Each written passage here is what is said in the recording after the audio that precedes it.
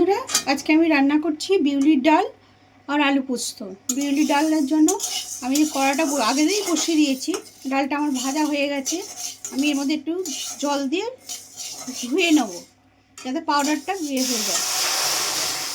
তারপর আমি এটাকে প্রেশারে সেদ্ধ দেবো। এই জলটাকে আমি ফেলে দেবো, দিয়ে আমি আবার নতুন করে জল দিয়ে প্রেশারে বসিয়ে দেবো। দেখো কত পাউডার বেরোচ্ছে। আগে তো যদি কাঁচা অবস্থায় ধুয়ে নিতাম তাহলে তো আর এটা ভাজতে পারতাম না। ওই জন্য ভেজে নেওয়ার পরে এইভাবে আমি ধুয়ে নিলাম। এবার এটাকে আমি আরেকবার ধুয়ে নেব, নিয়ে তারপরে প্রেশারে আমি বসিয়ে দেবো। এবার আমি এর মধ্যে জল দিয়ে দিলাম,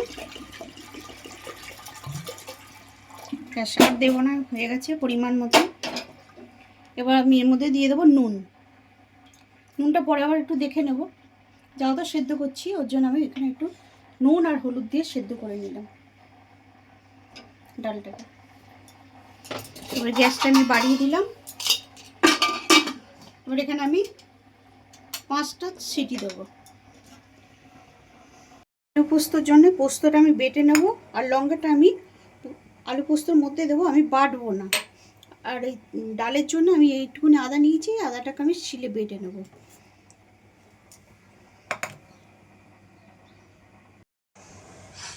আদাটা বাটা হয়ে গেছে, আমি এবার এটা তুলে নিলাম। পোস্তটা আমি বেটে নেব। পোস্তটা যেহেতু কম আমার, ওই জন্য আমি মিক্সিতে এটা গ্রাইন্ড করতে পারলাম না, ওই জন্য আমি শিলে বেটে নিচ্ছি।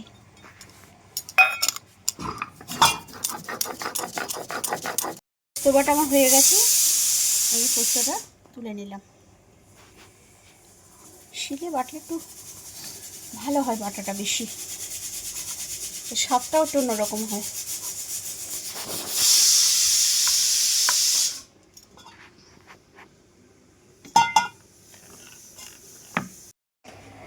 কড়াটা গরম হয়ে গেছে, এবার আমি তেল দিয়ে দিলাম। তেলটা গরম হয়ে গেলে আমি এর মধ্যে দেবো কালো জিরে। তেলটা গরম হয়ে গেছে, আমি কালো জিরেটা দিয়ে দিলাম।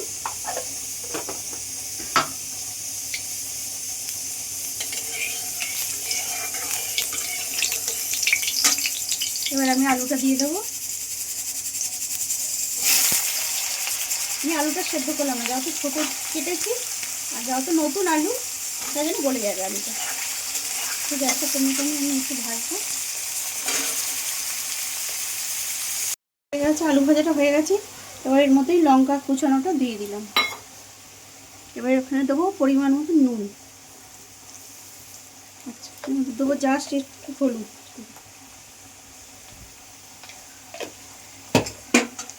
এবার এটা নেড়ে পোস্তটা দিয়ে দেবো।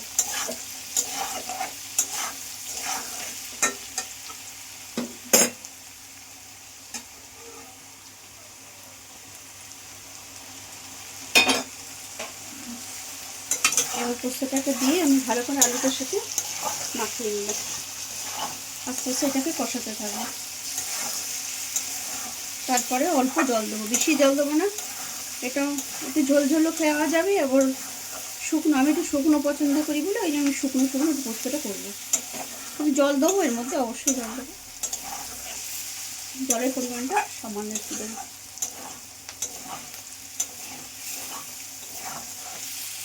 আচ্ছা, এবার এই জলটা আমি দিয়ে দিলাম। এবার এটাকে আমি গ্যাসটা একটু কমিয়ে দেবো, দিয়ে 5-7 মিনিট আমি এটাকে ঢেকে রেখে দেবো। সবার লাস্টে একটুখানি চিনি দিয়ে আমি নামিয়ে দেবো।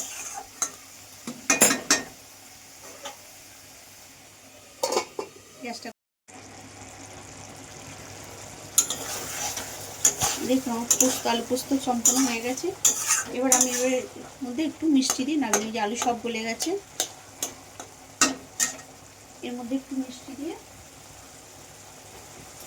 নামিয়ে নেব। আলু পোস্ত একটু মিষ্টি না দিলে ভালো লাগে না। দেখুন, একদম পুরো মাখা মাখা।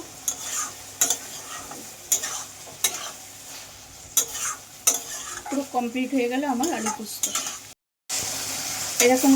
এরকম সহজ পদ্ধতিতে যদি রান্না করতে ইচ্ছা থাকে তাহলে চ্যানেলটিকে সাবস্ক্রাইব করবেন, কমেন্ট করবেন, শেয়ার অবশ্যই করবেন।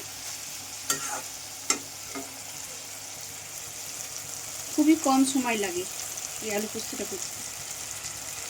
দেখুন তেলটাও ছেড়ে গেছে। আপনারা চাইলে ঝোল ঝোলও করতে পারেন। ডাল আমার সেদ্ধ হয়ে গেছে। আমি এবার কড়া বসিয়ে তেল দিয়ে দিলাম একটু। তেলটা গরম হলে আমি এখানে দেবো মৌরি আর শুকনো লঙ্কা। তেলটা গরম হয়ে গেছে। আমি এবার একটা শুকনো লঙ্কা দিলাম।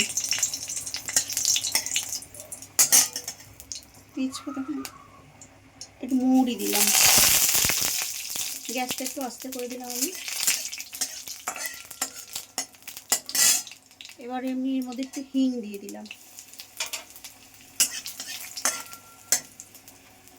আচ্ছা, এবারে দেবো আদা বাটাটা।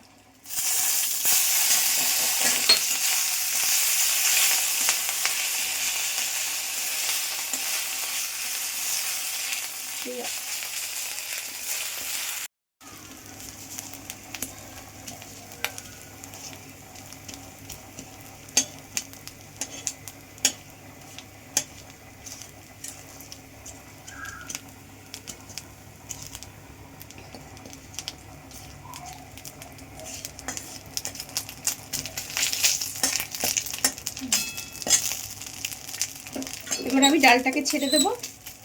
ডালটা ছাড়ার সময় গ্যাসটা অবশ্যই আস্তে করে দেবেন, নাহলে পুরো ছিটা গায়ের মধ্যে চলে আসবে। সামান্যের মধ্যে একটু জল দেবো আমি। আমার এর মধ্যে এখন একটু নুন হলুদ দেওয়া বাকি আছে।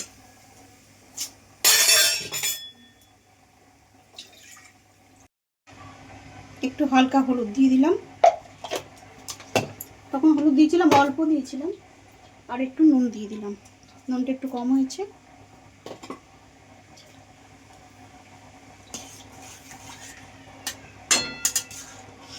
এবার আমি এর মধ্যে দিয়ে দেবো একটু মিষ্টি। এবার ডালটাকে আমি ভালো করে ফুটিয়ে নিয়ে নামিয়ে নেব। আমি মৌরিটা বেটে দিইনি, মৌরিটা আমি ভেজে দিলাম।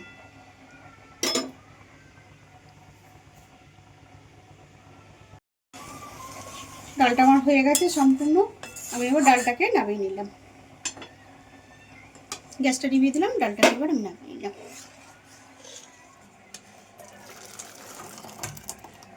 খুব পাতলাও ডালটা হয়নি, আবার খুব ঘন হয়নি। আপনারা চাইলে একটু পাতলাও খেতে পারেন।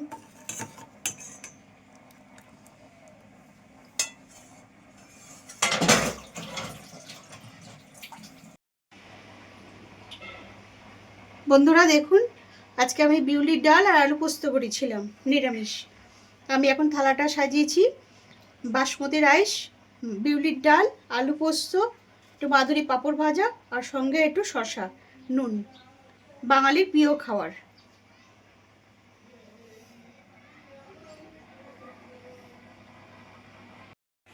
আপনাদের যদি ভালো লাগে রান্নাটা, কমেন্ট বক্সে অবশ্যই জানাবেন যে কি রান্নাটা আপনাদের পছন্দ। রান্না আপনারা খেতে চান কমেন্ট বক্সে অবশ্যই জানাবেন, তাহলে সেরকম ভিডিও আমি আবার বানাবো, রান্নার নতুন ভিডিও বানাবো। আপনাদের পরের ভিডিওতে। নমস্কার বন্ধুরা, ভালো থাকবেন সবাই।